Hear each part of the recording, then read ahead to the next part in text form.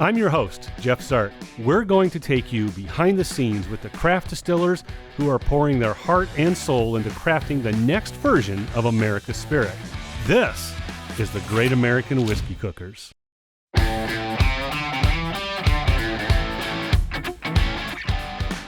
American Single Malt is having a day. Well, actually, a very defining day. The definition of American Single Malt has been codified by the U.S. legislature, and now it's an official classification. Cedar Ridge Distilling in Swisher, Iowa, they're on the forefront of that classification. They've been making American Single Malt for quite a while. Plus, they have the privilege of using their own wine barrels for finishing, not something every distiller can state. If you like single malt, check this episode out. All right, let's talk about this. This is kind of your baby, isn't it? Yes, sir. Yep. The quintessential? Yes, it is. It's won all sorts of awards. It made, I think it made Fred Minnick's list. It did. If I'm not mistaken. Yep, it did. Right? So tell me how you came about this single malt. Yeah, it's kind of been a weird journey, as they all are, but we started like in 2009, 2010, like I said at the very beginning, we didn't really have a focus. It was kind of, let's make a little bit of this, let's make a little bit of that, and if we can produce it for X and sell it for Y, we're going to be great. And so it wasn't really like, all right, we're hammering bourbon or we're hammering single malt. It was just, let's put a little bit of everything away. And one of those things that we're putting away was a little bit of single malt. And over time, that started to gain a little bit of popularity with us, but it was it 2018, 2019 when we kind of made it quintessential? I think it was 19. I think so. All right, so 2019, give or take a year. That's when we rebranded it from Cedar Ridge Single Malt. Mm-hmm. We had our Cedar Ridge Bourbon, our Cedar Ridge Rye, and Cedar Ridge Single Malt. We decided, hey, let's kind of develop this. We've got a little something going. We've got a unique process, which we'll talk about. Let's kind of make this its own brand. So it's a Cedar Ridge product, but it is quintessential American Single Malt, and it has been ever since 2019. So 2019 is when we really decided, hey, let's push this and let's make its own thing and let's move forward with it.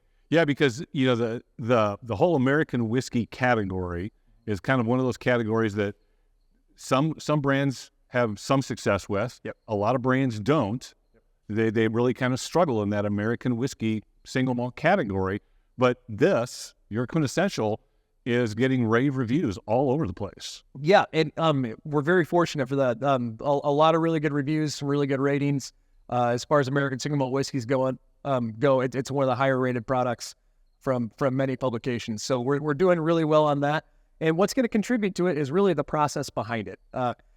For a 92 proof American Single Malt whiskey, it's going to be very complex, very layered in flavor profile. It's going to be very similar to what you get from a Scotch whiskey. So that's another cool thing about the category American Single Malt, which I'm wildly passionate about, is that there's so many different variations. There's so many different processes that can lead to your product. Some people do new barrels. Some people do used barrels. We do used. Some people do black malts, caramel malts, chocolate malts. We use pale malt, 100% pale malt. 100% two-row barley pale malt is what we utilize for that. So there's so many different strategies that you can go, but we've chosen one that is going to actually be a little bit more like a Scotch than a traditional American whiskey, where it's going to have heavy char, heavy oak influence.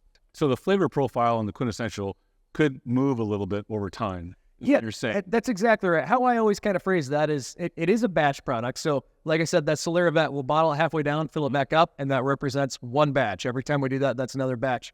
How I always say it is batch 8 and batch 9 are probably going to be very similar to one another, but batch 8 and batch 28 are probably going to be quite different. We're going for slow evolution. So I don't want to shock the system on this. If someone has batch 8 and it tastes one way, and then they try batch 9 and it's like a completely different product, they're not going to like that. For one reason or another, that's going to kind of shock the system.